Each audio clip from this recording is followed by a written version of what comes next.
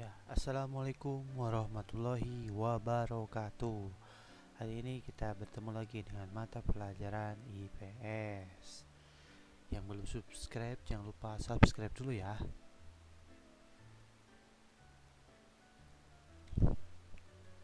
Oke, kali ini kita akan belajar kondisi alam wilayah Indonesia. Nah, yang pertama kita akan bahas adalah keadaan iklim. Keadaan iklim di wilayah Indonesia. Nah, keadaan iklim. Berdasarkan letak astronomis pada garis lintangnya, Indonesia berada pada wilayah di antara 6 derajat lintang utara sampai 11 derajat lintang selatan. Kondisi astronomis tersebut menyebabkan Indonesia terletak pada kawasan beriklim tropika. Ciri alami dari Indonesia yang beriklim tropika antara lain memiliki temperatur cenderung tinggi berkisar antara 26 derajat Celcius sampai dengan 28 derajat Celcius. Suhu udara pada saat musim kemarau dan musim hujan tidak terlalu jauh berbeda. Curah hujan cukup tinggi yaitu sekitar 200 mm per tahun. Oke, kita lanjut.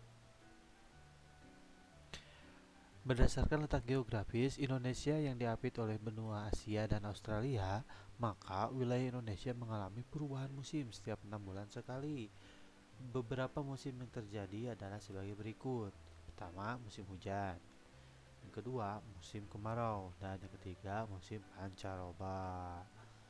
Nah, selanjutnya adalah kita keadaan geologi di wilayah Indonesia.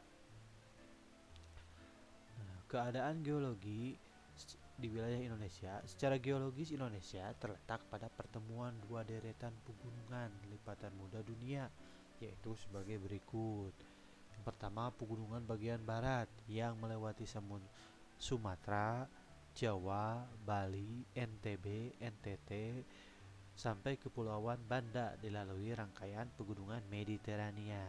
Selanjutnya adalah pegunungan bagian timur yang melewati Kalimantan dan Sulawesi, dilalui rangkaian pegunungan Sirkum Pasifik. Yang selanjutnya wilayah Irian atau Papua dilalui oleh rangkaian pegunungan lingkar Australia. Nah, selanjutnya adalah Indonesia memiliki banyak gunung berapi. Perlu kalian ketahui bahwa Indonesia ini sangat banyak ya gunung berapinya. Makanya Indonesia memiliki julukan Ring of Fire karena memiliki banyak sekali gunung berapi. Gunung berapi adalah gunung yang masih aktif dan sewaktu-waktu dapat mengeluarkan lahar panas. Beberapa gunung api atau berapi tersebar di beberapa pulau di Indonesia.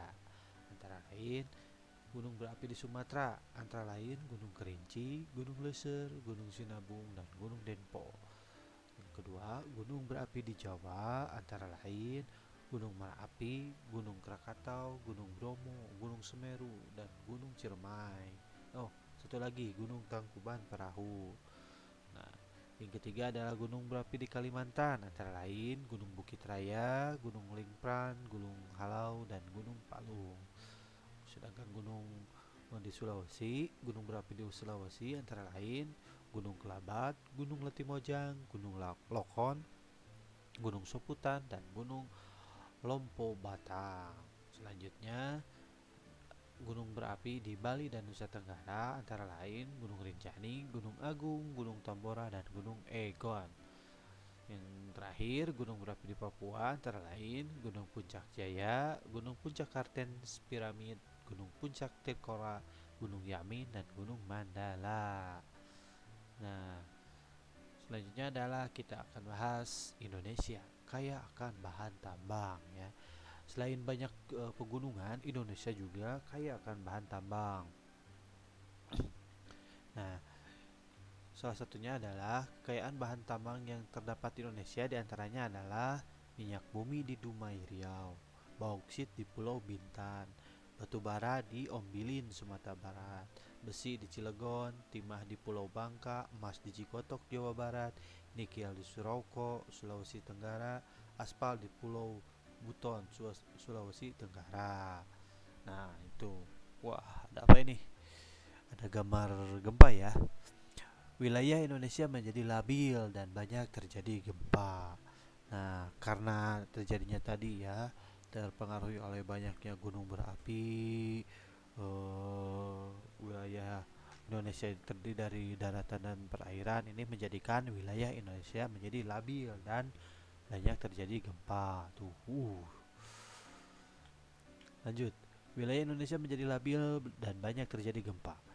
Indonesia dilalui oleh rangkaian pegunungan dunia. Akibatnya, wilayah Indonesia menjadi labil. Kawasan yang labil itu sering bergoyang dengan aktivitas gempa, baik gempa tektonik maupun gempa vulkanik. Gempa bumi merupakan peristiwa alam berupa getaran, guncangan, atau gerakan bergelombang pada kerak bumi yang ditimbulkan oleh tenaga dari dalam, atau disebut juga tenaga endogen. Nah, selanjutnya adalah bentuk muka bumi di Indonesia. Nah, bentuk muka bumi di Indonesia dibagi menjadi dua ya. Ada yang pertama wilayah daratan dan juga wilayah perairan. Kita akan bahas dulu yang pertama, wilayah daratan. Wilayah daratan. Daratan merupakan wilayah permukaan bumi yang bentuknya padat dan tidak digenangi oleh air. Yang termasuk wilayah daratan antara lain dataran rendah, dataran tinggi, gunung, pegunungan, lembah, dan tanjung semenanjung. Tinggi atau rendahnya suatu tempat di dataran mengacu pada permukaan air laut. Tepat di atas permukaan air laut, ketinggian suatu tempat dihitung 0 meter. Kita biasanya sering mendengar nih gunung Patuha di atas ketinggian berapa ribu meter permukaan laut. Nah, itu dihitungnya dari permukaan laut ya. 0 meternya dihitungnya 0 meter dari permukaan laut. Nah, selanjutnya kita akan bahas adalah wilayah perairan. Wilayah perairan adalah bagian dari permukaan bumi yang digenangi oleh air. Sebagian besar wilayah di Indonesia terdiri dari perairan. Wilayah perairan diantaranya adalah sungai, danau, rawa, selat, teluk, dan samudra. Kita lanjut ke keragaman flora dan fauna di Indonesia. Nah, Indonesia juga banyak beragam, mempunyai flora dan fauna yang beragam ya. Nah, flora itu adalah tumbuhan ya. Seperti yang kalian lihat, flora atau tumbuhan yang tumbuh di Indonesia dipengaruhi oleh keadaan iklim, ketinggian tempat, dan kesuburan tanah. Ketinggian tempat dataran di Indonesia cukup beragam ya. Contohnya, tanaman yang dapat tumbuh baik di bawah ketinggian 700 meter di atas permukaan air laut, misalnya padi, jagung, dan berbagai jenis tanaman palawija. Jadi, padi, jagung, dan berbagai jenis tanaman palawija itu tumbuh dengan baiknya itu di ketinggian 700 meter di atas permukaan air laut ya. Dihitungnya tadi ya, 0 meternya di atas permukaan air laut. Nah, selanjutnya adalah sayur-sayuran. Sayur-sayuran banyak tumbuh pada ketinggian antara 700 sampai 1500 meter. Nah, kalau sayur-sayuran itu lebih tinggi lagi. Jadi bisa di atas 700 sampai 1500 meter. Seperti sekarang kita nih ada di dataran Ciwidey itu masuk ya, masuk ke sayur-sayuran. Makanya di sini juga banyak petani sayur-sayuran ya. Nah, selanjutnya pada ketinggian yang lebih tinggi lagi, yaitu ketinggian 1500 sampai 2500 meter, tumbuhan baik tanaman semak. Dan yang kalau lebih tinggi lagi itu adalah lumut ya.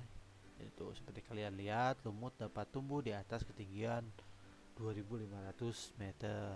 Berdasarkan jenisnya, bedakan menjadi hutan bakau, hutan mangrove, hutan rawa, hutan musim, hutan hujan, hutan tropis, dan sabana.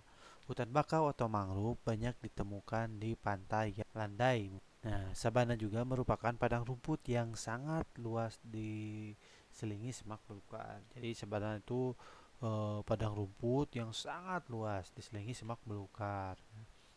Menurut Alfred Russel Wallace, ilmuwan asal Inggris, membagi fauna di Indonesia atas 3 wilayah. Ketiga wilayah itu adalah fauna tipe Asia, tipe peralihan, dan tipe Australia. Pengelompokan hewan itu adalah sebagai berikut. Yang pertama adalah fauna tipe Asia. Ya, contohnya badak Jawa. Nah, ini badak Jawa, terus gajah Sumatera. Yang selanjutnya orang utan. Nah, ini orang utan lagi ngelamun nih, pengen ini sekolah tatap muka. Oke, yang selanjutnya adalah fauna tipe peralihan ya, yaitu anoa, komodo, maleo. Nah, ini fauna tipe peralihan ya. Yang terakhir yaitu fauna tipe Australian. Nah, ini fauna tipe Australian yaitu cendrawasih, kanguru, dan kuskus. Nah, sekian ya. Nah, sekian ya materi kali ini, cukup sekian dulu. Nanti kita selanjutnya kita akan membahas karakteristik kependudukan ya. Terima kasih sudah menonton sampai habis. Nanti kalian materi yang barusan dirangkum, dicatat di buku catatan. Ketika sudah dirangkum, nanti rangkumannya kalian bisa setorkan ke Bapak. Terima kasih sudah menonton dan dukung terus channel MI Penyocokan dengan cara like, komen, dan subscribe. Jangan lupa juga share juga ya ke teman-teman yang lain. Terima kasih. Wabillahi taufiq wal hidayah. Wassalamualaikum warahmatullahi wabarakatuh.